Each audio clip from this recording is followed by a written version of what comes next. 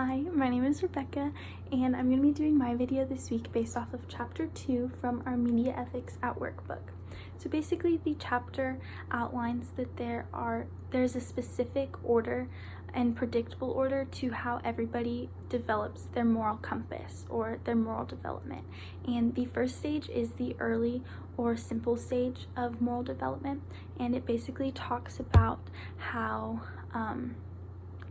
when you're a kid, you make decisions based off of rules and what's set out in front of you based on rewards and punishments, rather than taking information into your own hands and evaluating the entire situation before.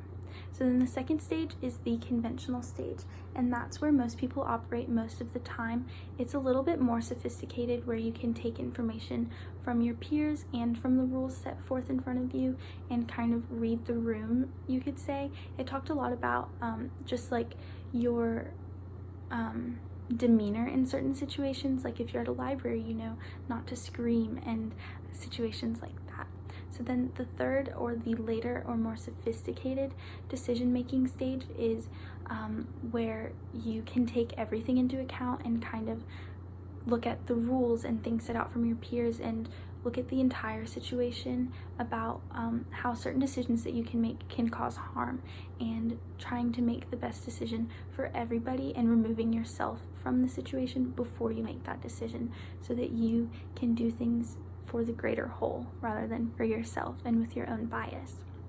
So then the chapter goes on to talk about the story of Sarah, who is a journalist who was told that she was not supposed to help or feed or check up on the subjects of her stories that were homeless. And that was something that kind of struck me the wrong way. I felt a little weird about it because I know that I connect with Sarah and that I would want to go help people if I know that they were struggling. And reading through the feedback from her bosses and her peers, I was able to realize that the role of a journalist is not to help individual people every once in a while, and that it's to make your voice heard and make those issues known to the community so that more can be done about it than you helping somebody every so often or as much as you can.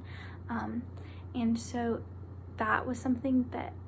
I knew was right, that makes sense, but it wasn't my first thought that I was in the early stage of moral development when it came to a situation like that. And now I know that if I see an injustice in my community or within my world, that instead of, well, I might help individually, but I will also know to make that opinion known and make things known to my friends in the community, maybe by making a blog post or posting something on a Facebook group in the community that I live. And that's something that I've really taken away from this chapter, is that I might want to do something to help somebody, but it might not make a lasting impact, and I needed to think more sophisticatedly, if that's a word, about the situation. So yeah, thanks for watching my video.